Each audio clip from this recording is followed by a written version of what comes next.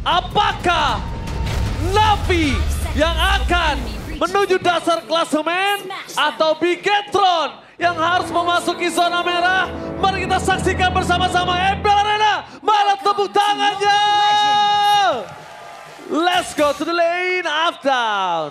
Game ketiga penentuan antara Bigetron Esports dan juga Navi ya, dengan early game yang bakal cukup berbeda lagi kali ini karena harus berhadapan dengan Joy di tangan Anavel. Tadi kita sempat bahas ya, ketika Joy ada di tangan Aether mungkin nggak terlalu on point, tapi sekarang ada di tangan Anavel nih untuk Joy-nya. Balik lagi sih, mungkin kalau kita ngomongin objektif tetap ada di Suyo ya. Iya. Dan mungkin kalau kita ngomongin soal Joy, nanti dia bakal lebih siap untuk teamfight ketika selesai dengan Holy Crystal. Jadi butuh waktu yang begitu lama. Waduh, dapat Soul Saver. dapat dong. Ya, Soul Saver di hold ya, akan berbentuk panah. Apalagi dengan adanya Trill di awal game dan juga Impurage, damage-nya tentu akan makin berlipat ganda. Oke, terlihat Eman lawan CV, one by one situation. Tidak cukup untuk mengcover, tapi Eman di depan sana juga nggak bisa di-cover sama Light. Dia ini ada Navi yang bisa mendapatkan first blood, tebakan para pasukan dari tim Navi. Mengusir mundur para pasukan dari tim Bigetron. Nah, Navi masih ada Quicksand Guard di depan sana. Membuat dirinya selamat. Dan bahkan Eman bakal coba untuk mendapatkan satu gerobak terakhirnya. Wah, ini pagi-pagi udah kenyang dengan platingan gold ya dari Navi. Belum ada 2 menit gamenya berjalan, tapi mereka udah bisa langsung memukul mundur 2 pemain langsung. Ada Light dan juga Eman. Dan bisa dibilang itu udah jadi awal yang bagus buat teman-teman dari Navi. Ya, jatuhnya ini benar-benar kayak mencari keuntungan ya dari sisi sesempit apapun. Mencari kesempatan dalam kesempitan. Dan cuma terpaut. Wow, 2%. Bigetron kehilangan presentasi dari audience prediction kali ini. Dan itu wajar, karena game yang tadi. Wah, flopnya tapi jauh banget loh, dari 71%. Iya ya. Itulah, rakyat Mobile Legends Bembeng ini mereka sesuai fakta dan keadaan, Profesor. Setuju. Mereka pasti melihat apa yang terjadi di game yang kedua tadi. Yep. Dan ini menjadi salah satu faktor juga objektif di game yang ketiga. Iya. Oke, Anavel mencoba untuk bermain dengan flanking gaming, tapi nampaknya masih belum bisa mendapatkan satu turtle pertamanya. Masih terlalu jauh. Dan turtle di tangan dari seorang Aether. Dan ingat, apakah keajaiban akan terjadi hari ini? Bisa jadi ya, tapi emang kalau ngomongin secara objektif, secara teori memang Suyo ini akan lebih diuntungkan gitu dibandingkan dari seorang Joy, seorang assassin yang emang harus mengandalkan retribution banget. Tapi Oh Eman! my god, Eman! Dipaksa sampai sekeratul mau dibalikan dengan adanya Register dari seorang Moreno. Meanwhile berpasukan dari tim Navi kali ini mereka mundur ke arah belakang. Ren Rapatinya gagal! Lihat, bisa lewat kolong begitu. Itu harusnya kena. Iya. Emang Melewati harusnya jalur kena. ya, melewati jalur dari Hanavi itu sendiri. Dan ternyata yang mendapatkan last hit adalah Moreno. Out of range seperti itu agak cukup mengagetkan ya. Karena jujur render apatinya tadi harusnya kena. Tapi kayaknya karena di ujung peluru nggak kena, nggak sampai. Atau kayak pelurunya dulu yang lewat, baru Hanavinya lewat. Iya. Tipis banget sih sebenarnya. Tipis banget soalnya. Itu lewat kolong itu. Ya tapi 1 poin kill tetap didapetin sih sama Bigetron ya pada akhirnya. Dan kembali lagi Eman dengan si Albert sama seperti game sebelumnya akan cukup ganas kepada hero-hero yang cukup tebal termasuk Aether nanti. Wah, ada efek punish ya. Yang dimana nanti kalau misalkan hero-hero frontline dari Navi yang build-nya udah pasti ada item penambah darah, damage yang diterima akan 8% lebih tinggi. Lagi dan lagi Kars membuat Luke kali ini agak cukup terperangkap di depan sana. Badang masih dengan kondisi yang belum melakukan rotasi cepat karena badangnya akan datang selalu ketika objektif netral. Udah that's it di situ. Kalau nggak objektif netral dia mau ada ganking. Kalau nggak ada ya dia akan tetap di laning. Dan sekarang mendekati ke arah objektif. Light. Way of Dragon dengan point dan light tapi Expedius still survive. Dan bakal lihat Kars menutup jalan para pasukan dari tim Bigetron untuk masuk lebih dalam lagi. Kars dengan temboknya yang luar biasa. Meanwhile di sisi yang lainnya lihat Eman bakal dipaksa oleh sosok seorang Hanavi. Salah pick up habis terjadi, berhasil diselamatkan. Dan Hanavi mengganggu benar di mana Eman nggak punya space di depan sana. Eman bener-bener dijagain penuh oleh Hanavi. Trigger flicker loh langsung ke arah Eman karena timingnya pas banget nih. Turtle udah mulai muncul dan berarti Navi agak sedikit bebas. Tidak akan ada Eman di fight tersebut dan mereka juga tadi udah ngedapetin banyak momen sebenarnya ke arah Bigetron Esports. Kars lagi-lagi loh itu nyelamatin kawan dan ini dia. Goef dengan menunjukkan seorang Kars tanpa ada following up damage. Ternyata membuat para pasukan dari tim Navi membalikkan kembali kanan dan hilang. Moreno almost is never enough. Tapi tidak bisa terlalu lama. Anavel mencoba untuk berdansa di depan sana. The Retribution di tangan dari Aether. Tim fight lagi big kuat lagi dengan adanya pasif dari Turtle dan para pasukan dari tim Na'Vi. Mereka diacak-acak oleh seorang Annabelle. Lihat, Annabelle belum bisa ditumbangkan karena CV masih belum memiliki damage yang cukup. Setidaknya CV punya power dari lifesteal aja. Udah the best thing yang bisa dilakukan CV. Cuma Aether, tugasnya pun udah selesai. Jadi dia tumbang pun, it's okay Profesor. Ya, job desk utama ya dari pemegang Retribution. Dia telah mendapatkan Turtle. Sehingga dengan adanya poin objektif yang kali ini unggul 2 poin di atas dari Bigetron. Membuat early game-nya leading sekali dari Na'Vi. Dan tinggal menunggu pick off kecil nih. Karena dari tadi Eman benar-benar terancam loh di bagian gold lane. Iya, nggak dikasih space loh dari tadi. Beda satu level juga udah mulai kerasa ya. Impact dari pressure-nya tersebut yang diberikan oleh Na'Vi. Tapi secara eliminasi masih agak susah memang untuk mendapatkan Eman. Cuma kalau untuk early game, dapetin ke arah flicker Eman aja itu udah cukup banget. Wah, tapi Kars dari tadi targetnya ke Moreno dan ke Na'Vi. Oke, Luke membalikan kembali kanan, tapi Lighter standby on position. Target utamanya menuju ke arah X-Magic.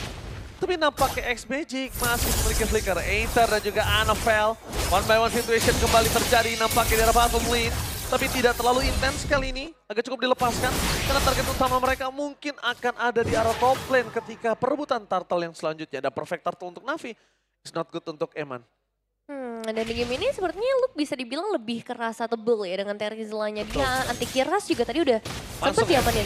Ya, pemilihan dari pasif Terizla juga kan secara nggak langsung. Yep. Makin dia sekarang semakin besar damage reduction yang dia miliki.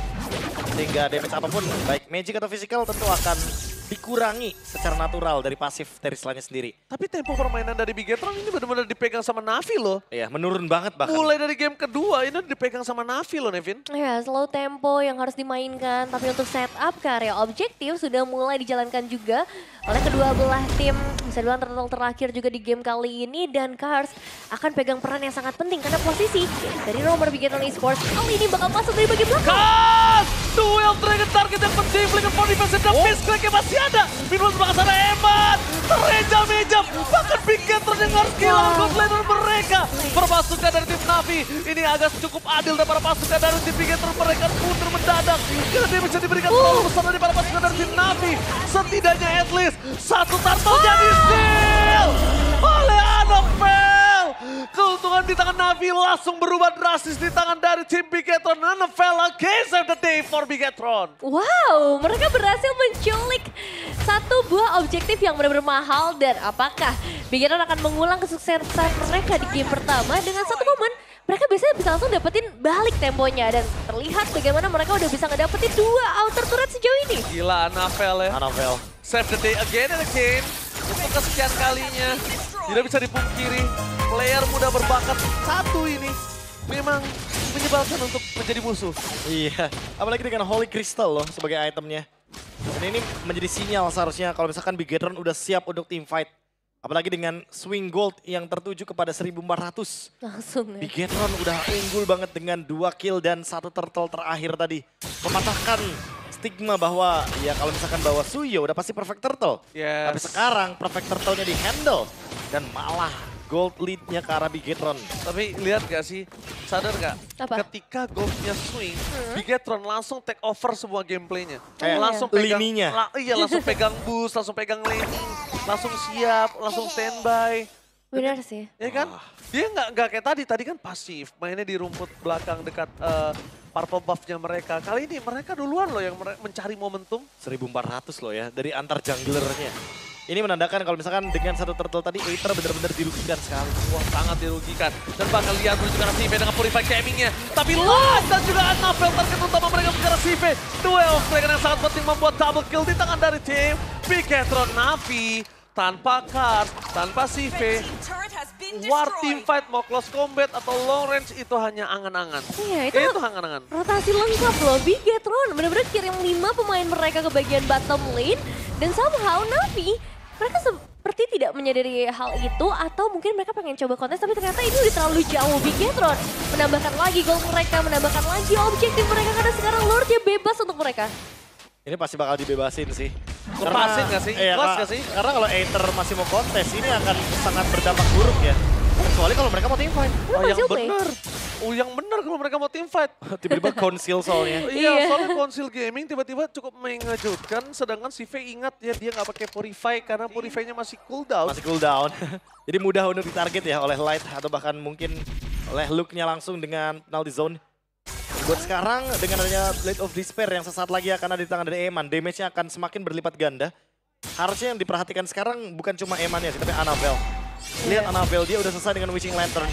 Jadi maupun itu Hanafi atau bahkan mungkin Kars, depannya udah pasti bakal bonyok karena efek butterfly. Dan ingat, Eman masih punya 100% percentage dari Matrix loh. Karena kan game kedua Moskov. Bener juga ya. Dan BOD-nya jadi sih dari Eman. Waduh! Mengerikan Udah ada banget. BOD kali ini, Profesor. Ini pasti bakal atit banget. Aktif banget. Karena emang dari Annabelle juga bahkan 2000 lebih unggul itu ngebuat item dia lebih unggul juga. Hanafi mencoba untuk masuk dari bagian belakang kah? Karena kalau misalnya ini salah target dan kejauhan, Kelihatan. gak ada follow up. Wah ini jangan sampai kelihatan, ini kalau kelihatan ini kasusnya beda banget. Ya. Semuanya langsung dipegang Bigetron. Kenapa? Hanafi pasti langsung dimakan, ditelan, dan Lordnya bebas di arah bottom lane. Wah kasus ceritanya berbeda langsung. Ya nggak bisa sih, nggak bisa ya. Hanafi nggak boleh ketahuan untuk saat ini. Oh Tapi my god, satu Luka! inisiatif. Momen penalty zone-nya gagal. Initiate power tanpa ada following up damage. Dan lihat fade out, mendapatkan peringatan dari seorang Eman. Tanpa ada following up sama sekali. Tapi informasi diberikan Eman. Kali ini bisa berhasil mendapatkan Hanafi. Magic Sestrom for defensive. Digocek oleh seorang Moreno. Tapi nampaknya tidak ada jalan untuk pulang. Seorang Hanafi akan meledak di tengah jalan. Seperti apa yang kita bilang tadi, Hanafi ketahuan, selesai sudah nyawanya. Karena memang nggak ada follow up, ini jauh banget loh area yang ingin dimainkan sama Hanafi. Karena emang dia pengen cari informasi dari mappingnya. Tapi masalahnya dengan kondisi Hanafi terculik, Navi dalam bahaya. Dragon berarti seorang Khan. Hampir saja hilang tapi di arah belakang seorang Naftal masih sedang sangat baik. Walaupun shutdown terjadi, berpasukan dari tim Bigetron mereka berhasil mendapatkan 3 momentum yang sangat baik. Tapi emang agak masuk terlalu dalam tadi ya kalau menurut saya Profesor. Ya offside boleh dibilang seperti itu. Karena emang ya udah sampai base dan tapi untuk ngomongin base turret di mid lane-nya masih belum pecah kebetulan. Sehingga masih terlalu jauh juga dari kata aman posisinya untuk Bigetron. Rugi dong. Mungkin kecuali tadi ya Annabelle-nya sempat selesai dengan Winter Crown, mungkin akan ada cerita yang berbeda. Sehingga ini menjadi sebuah kerugian karena shutdown-nya di tangan dari X-Magic. Oh, hero late game insurance malah mereka ya yang berhasil mendapatkan shutdown. Itu dia. Kalau misalkan game ini dibawa menuju ke late game moment di Lord Evolve menit 18, ini X-Magic akan menjadi sosok yang sangat mematikan nanti. Dan kalau itu pun terjadi, tandanya Bigetron udah harus bersiap diri kalau sosok dari CV bisa menumbangkan Annabelle dalam jarak dekat. Ya, Iya. 3 hit aja. 3 hit, 2 hit. Kalau misalnya dia setengah darah, Annabelle langsung tenggelam. Ini berarti agak bingung juga ya buat Light-nya, targetnya bakal ke arah mana. Karena beberapa kali kita ngelihat kayaknya yang masih bisa dijangkau tuh ke arah Kars. Nah apalagi X-Magic-nya punya Winter Crown. Nah, Semakin susah untuk ditarget nih. ya. Ya mau nggak mau targetnya cuma bisa Kars, Hanafi atau bahkan Aether sekalian. Tapi Retribution Aether kali ini sangat penting sih.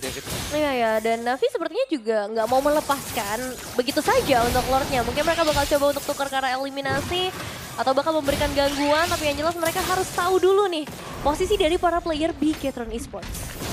Pasti ketahuan ya pelan-pelan ya.